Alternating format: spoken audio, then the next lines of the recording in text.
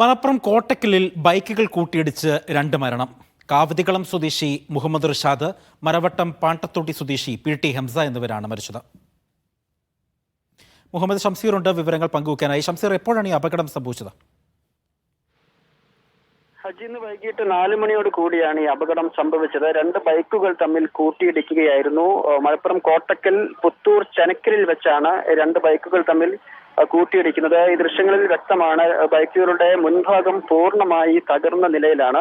ഈ അപകടത്തിൽ 2 യുവാക്കൾക്കാണ് ദാരുണമായ അന്ത്യം സംഭവിച്ചിരിക്കുന്നത്. 19 വയസ്സ് മാത്രമുള്ള കാവതിക്കളം ആലമ്പാട്ടിൽ മുഹമ്മദ് റിഷാദ്, 24-കാരനായ മരവട്ടം പാട്ടത്തൊടി സ്വദേശി പി.ടി. ഹംസ എന്നിവരാണ് ഈ അപകടത്തിൽ മരിച്ചത്. മറ്റു 2 പേർക്ക് കൂടി പരിക്കേറ്റിട്ടുണ്ട്. ഈ മരിച്ച 2 പേരും 2 ബൈക്കുകളിലായി സഞ്ചരിച്ചവരാണ് എന്നാണ് നമുക്ക് ലഭിക്കുന്ന വിവരം.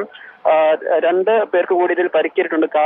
കാവതിക്കുളം സിയാദ്, കോട്ടൂർ കാലടി സ്വദേശി മുഹമ്മദ് ഇർഷാദ് എന്നിവർക്ക് കൂടി പരിക്കേറ്റിട്ടുണ്ട്. ഇതിൽ ഒരാളുടെ നില ഗുരുതരമാണ് എന്നും അറിയുന്നുണ്ട്. 4 മണിയോട് കൂടിയാണ് ഇങ്ങനെയൊരു ദാരുണമായ സംഭവം കോട്ടക്കലിൽ സംഭവിച്ചത്. ശരി, മുഹമ്മദ് ഷംസീറാണ് വിവരങ്ങൾ പങ്കുവച്ചത്.